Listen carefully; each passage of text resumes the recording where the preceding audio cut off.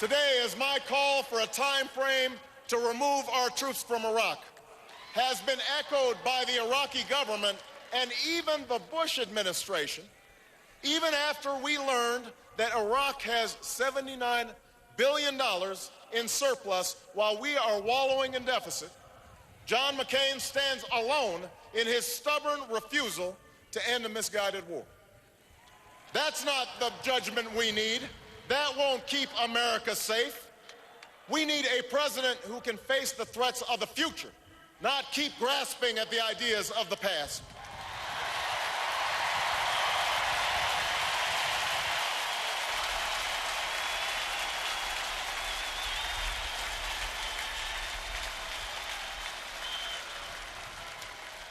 You don't defeat a terrorist network that operates in 80 countries by occupying Iraq. You don't protect Israel and deter Iran just by talking tough in Washington. You can't truly stand up for Georgia when you've strained our oldest alliances. If John McCain wants to follow George Bush with more tough talk and bad strategy, that is his choice, but that is not the change that America needs.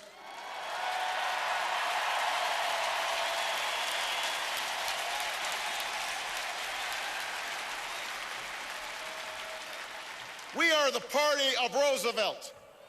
We are the party of Kennedy. So don't tell me that Democrats won't defend this country. Don't tell me that Democrats won't keep us safe. The Bush-McCain foreign policy has squandered the legacy that generations of Americans, Democrats and Republicans, have built, and we are here to restore that legacy.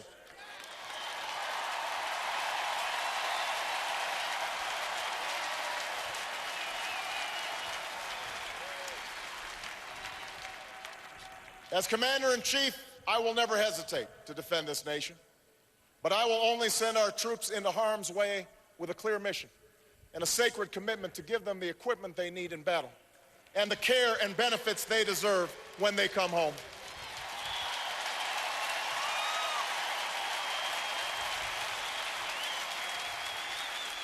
I will end this war in Iraq responsibly and finish the fight against al-Qaeda and the Taliban in Afghanistan.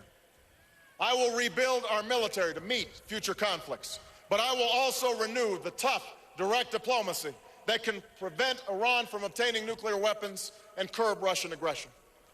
I will build new partnerships to defeat the threats of the 21st century, terrorism and nuclear proliferation, poverty and genocide, climate change and disease.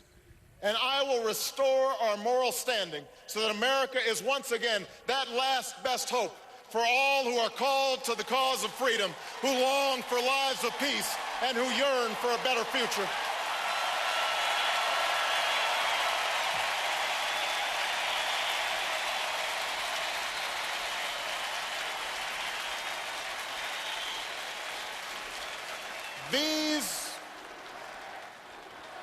These are the policies I will pursue.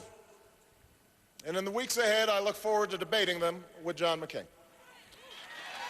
But what I will not do is suggest that the senator takes his positions for political purposes.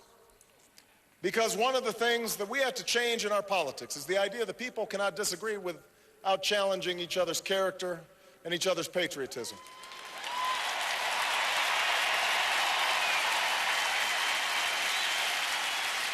The times are too serious. The stakes are too high for this same partisan playbook. So let us agree that patriotism has no party. I love this country, and so do you, and so does John McCain. The men and women who serve in our battlefields may be Democrats and Republicans and independents, but they have fought together and bled together, and some died together under the same proud flag. They have not served a red America or a blue America. They have served the United States of America.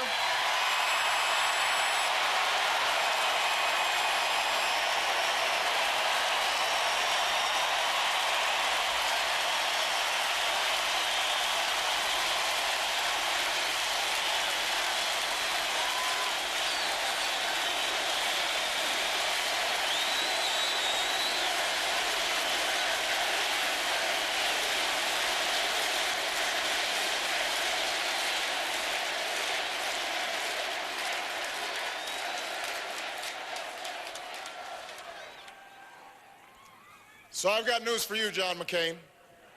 We all put our country first.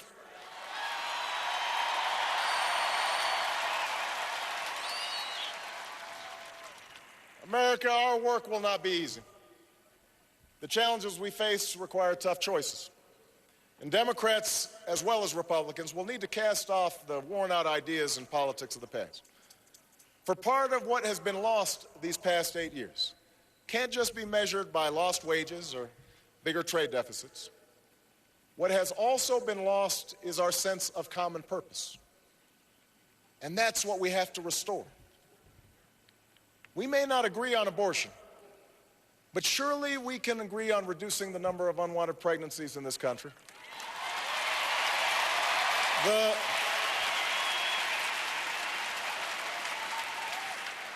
The reality of gun ownership may be different for hunters in rural Ohio than they are for those plagued by gang violence in Cleveland, but don't tell me we can't uphold the Second Amendment while keeping AK-47s out of the hands of criminals.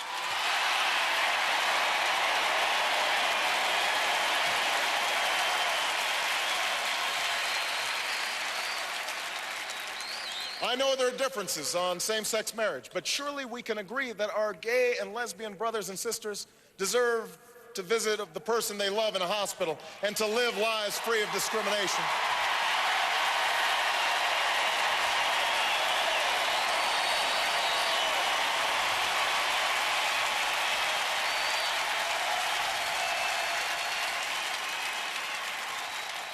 Passions may fly on immigration, but I don't know anyone who benefits when a mother is separated from her infant child, or an employer undercuts American wages by hiring illegal workers. Now, this, too, is part of America's promise, the promise of a democracy where we can find the strength and grace to bridge divides and unite in common effort. Now, I know there are those who dismiss such beliefs as happy talk. They claim that our insistence on something larger, something firmer and more honest in our public life is just a Trojan horse for higher taxes and the abandonment of traditional values. And that's to be expected, because if you don't have any fresh ideas, then you use stale tactics to scare voters. If you don't have a record to run on, then you paint your opponent as someone people should run from. You make a big election about small things. And you know what? It's worked before. Because it feeds into the cynicism we all have about government. When Washington doesn't work, all its promises seem empty. If your hopes have been dashed again and again, then it's best to stop hoping and settle for what you already know. I get it. I realize that I'm not the likeliest candidate for this office. I don't fit the typical pedigree, and I haven't spent my career in the halls of Washington. But I stand before you tonight because all across America, something is stirring. What the naysayers don't understand is that this election has never been about me. It's about you.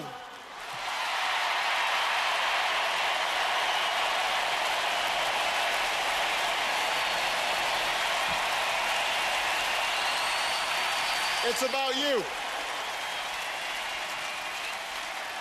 For 18 long months, you have stood up one by one and said enough to the politics of the past. You understand that in this election, the greatest risk we can take is to try the same old politics with the same old players and expect a different result. You have shown what history teaches us, that at defining moments like this one, the change we need doesn't come from Washington. Change comes to Washington.